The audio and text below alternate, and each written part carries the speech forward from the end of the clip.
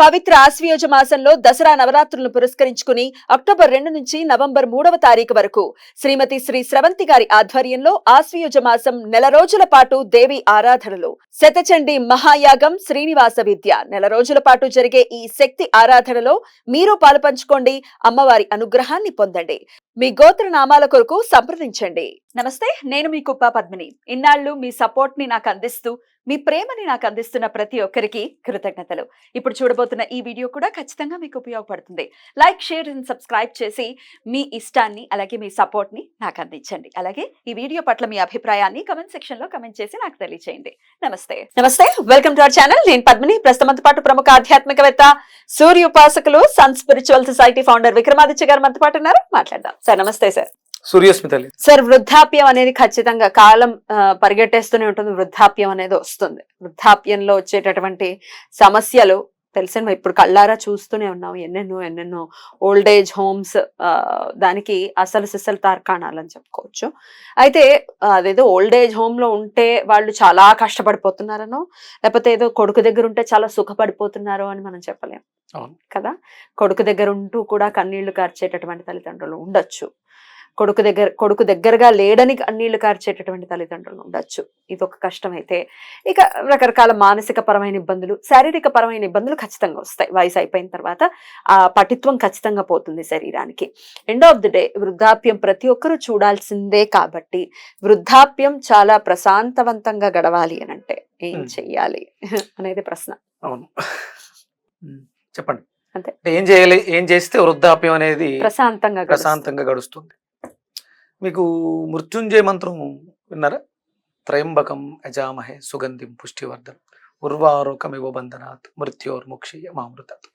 అంటే తీగనున్నటువంటి పనస పండు ఏమంటారు దాన్ని, దోసకాయ పండు, దోసపండు పండిన తర్వాత పక్వానికి చెందిన తర్వాత ఎలా అయితే పండును అలా వదిలేస్తుంది నీట్ గా, అంటే పండింది, పక్వానికి వచ్చింది, పూర్తిగా పక్వానికి వచ్చిన తర్వాత మనం ఏందని ఏం చేయక్కర్లేదు, అలా వదిలేసి పడిపోతుంది, జారిపోతుంది. అంటే ఈ జీవితాన్ని వదిలేస్తుంది. అంటే ఎంత తర్కాన్ని ఇచ్చారు. త్రయంబకం యజామహే సుగంధిం పుష్టివర్ధనం ఉర్వారుకమివ బంధనాత్ మృత్యోర్ముక్షీయ అమృతాత్. అంటే అపమృత్యు దోషాలు వచ్చి మధ్యలో ఇబ్బంది పెట్టి, అనారోగ్య సమస్యలు వచ్చి ఇబ్బంది పెట్టి కాకుండా అలాగా వెళ్ళకూడదు. ఓ బాబా ఎప్పుడు వస్తుందిరా చావు అనేటట్టు కూడా ఉండకూడదు కదా.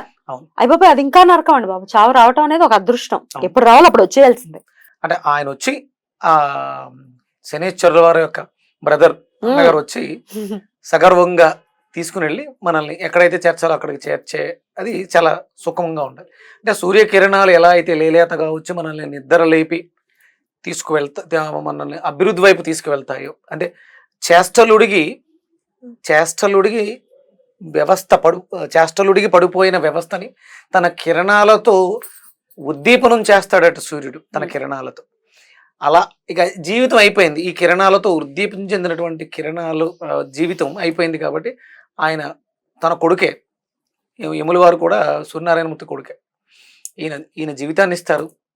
ఆయన వచ్చి అయిపోయింది ఇంకా వెళ్దాం పదండి అని కూడా ఆయన తీసుకెళ్ళి ఎలాంటి ఇబ్బందులు లేకుండా జీవితాన్ని పరిపక్వం చేస్తారు. మీకు అంటే ఇప్పుడున్నటువంటి పరిస్థితులలో విపరీతమైనటువంటి అంటే ఎక్కడున్నారో అనేది పక్కన పెడదాం.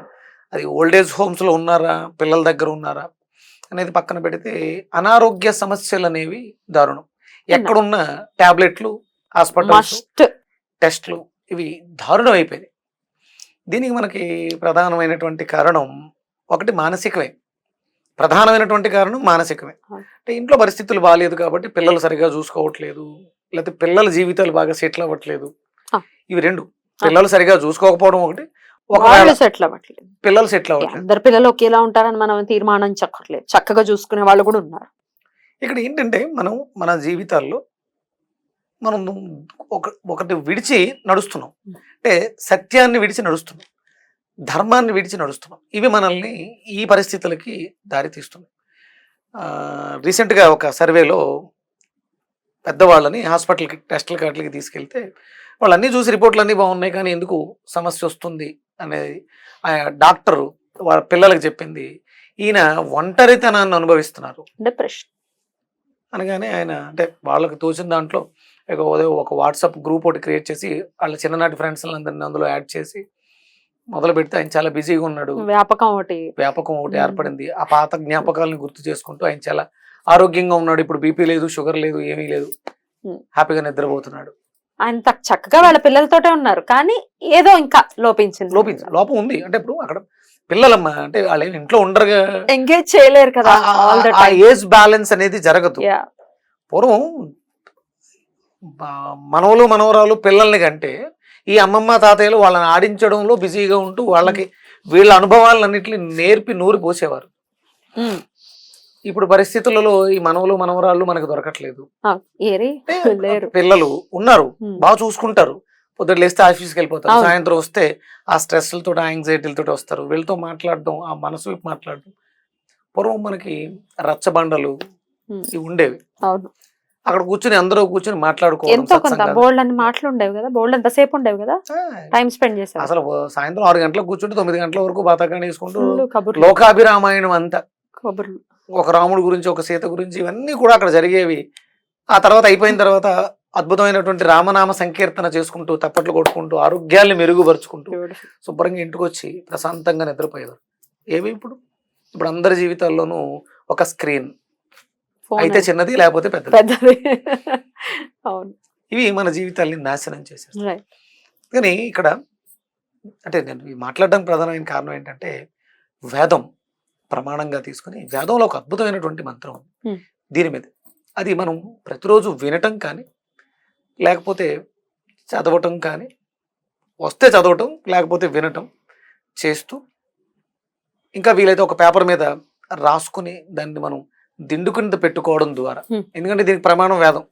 అంటే ఇప్పుడు మన దగ్గర ఉండాలి యజుర్వేదం, సామవేదం, అథర్వణ వేదం, ఋగ్వేదం, ఈ వేదాలు మన దగ్గర ఉండాలి. మన దగ్గర లేవు కాబట్టి అందులోంచి వచ్చినటువంటి అద్భుతమైనటువంటి మంత్రం చూసిన వెంటనే ఇది మనకు అవసరం అనిపించింది నాకు. ఇప్పుడు అంటే వృద్ధాప్యంలో ఓల్డేజ్ పీపుల్స్ ఎక్కువ ఉన్నారు, యువకులు చాలా తక్కువ ఉన్నారు. ఎందుకంటే అనారోగ్య సమస్యలతో, హఠాన్ మరణాలతో. 1-2 పిల్లల్ని కంటే యూత్ ఎక్కడి నుంచి వస్తుంది? అంతే కదా, అంతే ఒకళ్ళే, మళ్ళీ ఇద్దరు స్తోమత ఉన్న వాళ్ళు కూడా కనట్లేదు. అసలు దారుణం, అది చాలా దారుణం. అంటే ఇప్పుడు చివరికి మిగిలేదు పెద్దవాళ్ళేనేమో అనిపిస్తుంది. పిల్లలందరూ చాలా త్వరగా అల్పాయుష్తో పోతున్నారు. Dangerous position. అందుకే కదా మోదీ గారు 3 కనండి పెట్టాలి, రూల్ పెట్టాలి.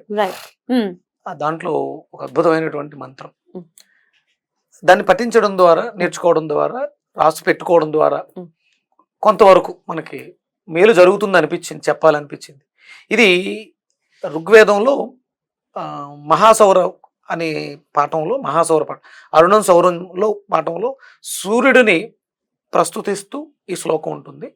అంటే సహజంగా వేదం అనగానే, ఆ శ్లోకం అనగానే స్వరం ఉంటుంది, అనుదాత్త ఉదాత్తాలు ఇవన్నీ ఉంటాయి. సరే, అవన్నీ మనం చేయగా వస్తాయి, భగవంతుడు ప్రాక్టీస్ తోటే వస్తాయి. ప్రయత్నం అంటూ మొదలు పెడితే తప్పులు భగవంతుడు చూసుకుంటాడు, సరిదిద్దుతాడు. ఏమి ఎలాంటి ఇబ్బంది మనల్ని పెట్టరు. 100%. నేను అది చదివి వినిపిస్తాను. తప్పకుండా. విజ్ఞులు, వేద పండితులు ఉంటారు, చూసి నా ప్రయత్నానికి మీ సహాయ సహకారాలు అందించండి. నేను చదువుతున్న దాంట్లో స్వరం లేదను, అనుదాత్త ఉదాత్తాలు లేవని వంకలు పెట్టకండి. నేర్చుకున్నాను, మీరు నేర్చుకుని ఉంటారు. మీరు నేర్చుకుని ఉంటే మీ చుట్టుపక్కల ఉన్న పెద్దల వాళ్ళకి ఇది ప్రతిరోజు పారాయణం చేసి, మహాసౌర పారాయణాన్ని ఏమంటారంటే అమ్మా, నేను చదివిన దాంట్లో మిషన్ గన్, ఇప్పుడున్నటువంటి పరిస్థితులకి మిషన్ గన్, దాన్ని ప్రతిరోజు పారాయణం చేసి కాల్చిపడేయండి అంటే. మీకు మహాసౌర పారాయణలో ప్రారంభం ఒక శ్లోకం ఉంటుందమ్మా, అనువాకాలు అవి. మొదటి అనువాకం ప్రారంభంలో, ఓం భద్రం కర్ణేభి శృణుయామ దేవాః, భద్రం పశ్యేమాక్షభిర్యజత్రాః, స్థిరైరంగే సుష్ఠువాగం స్వస్థానుభిః, వసేమ దేవహితం యుధాయుః. ఇది అంటే మా చెవులు మంచిని వినుగాక, మా కళ్ళు మంచిని చూడాలి, భద్రం ఇవ్వాలి. చాలా అద్భుతంగా ఇందులో ఇదే దాంట్లో మనకి ఈ శ్లోకం వస్తుంది. ఇది వృద్ధాప్యానికి సంబంధించిన శ్లోకం ఇప్పుడు చదువుతున్నారు. అది ప్రతినిత్యం వాళ్ళు చదువుకోవటం, వినటం, లేకపోతే మీరు అన్నట్టుగా పేపర్ మీద రాసుకుని చక్కగా దాన్ని దిండుకుంద పెట్టుకోవటం లాంటిది కూడా చేయొచ్చు. నేను స్క్రీన్ మీద స్క్రోల్ చేస్తాను, ఎలాగో చక్కగా స్క్రీన్ షాట్ చేసుకోండి, రాసుకోండి. ఈ వేద పఠనం చేసిన వాళ్ళు ఉంటే ఆ శ్లోకాలని రికార్డ్ చేసి మీ దగ్గరలో ఉన్న వాళ్ళకి వాట్సాప్ లో పంపించండి. వాళ్ళు దాన్ని వింటే విని వాళ్ళు పొందేటువంటి మంచి జీవితం, ఆశీర్వాదమే మనల్ని కాపాడు. డెఫినెట్లీ. ఓం తన్నో దేవా పృథివీ తన్న ఆప ఇంద్రః శృణ్వంతు మరుతో హవం వచః. మా సూనే భూమ సూర్యస్య సందృశీ భద్రం జీవంతో జరణామసీమహి. అద్భుతం. అంటే దాని అర్థం ఏంటంటే, మేము నిత్యము ఉదయించుచున్నటువంటి సూర్యుడిని చూస్తూ చిరకాలము జీవింతుముగాక. చిరకాలం అంటే చివరి శ్వాస విడిచేంత వరకు స్వామితో అనుసంధానమై ఉండుగాక. అంటే ఇంకా మనకు మనం అనుకోవడమే, నీతో నేను ఉండాలనుకుంటున్నాను, ఉండుగాక అంతే. ఆ ప్రార్థన ఉండుగాక అంతే. నువ్వు దానికి వరం ఇవ్వాల్సిందే. సో అన్ని రకాల ప్రశాంతతని తీసుకొస్తుంది ఈ మంత్రం, అంతేనా? స్వాదాయు సత్సంగాలతో, అంటే నేర్చుకున్నటువంటి విషయాలని సత్సంగం చేస్తూ ఇతరులతో చెప్పుకుంటే, అంటే ఇప్పుడు నేను ఏదో నేర్చుకున్నాను ఈ చిన్న పది, దీన్ని చెప్పేయాలనే తాపత్రయం, అలాంటి జీవితాన్ని గడుపుచు యోగాభ్యాసం చేస్తూ పరిపక్వమగు వృద్ధాప్యం, పరిపక్వమగు, మనం త్రయంబక యజామహేలో ఎలా అయితే పండు తొడిమను విడిచిపెట్టి జీవితాన్ని కిందకు వచ్చిందో, అలా వృద్ధాప్యాన్ని అలా వరకు స్వాధీనాయుతం, అంటే ఎవరి మీద ఆధారపడకుండా మీ జీవితాన్ని మీరే, మీ పనులు మీరు చేసుకుంటూ జీవితాన్ని గడుపుతుముగాక. ఎంత అర్థం ఉంది. చక్కగా అలాంటి జీవితమే కావాలి ఎవరికైనా కూడా. ఆధారపడటం అంటే మరి రకరకాల పర్స్పెక్టివ్స్ ఉంటాయి.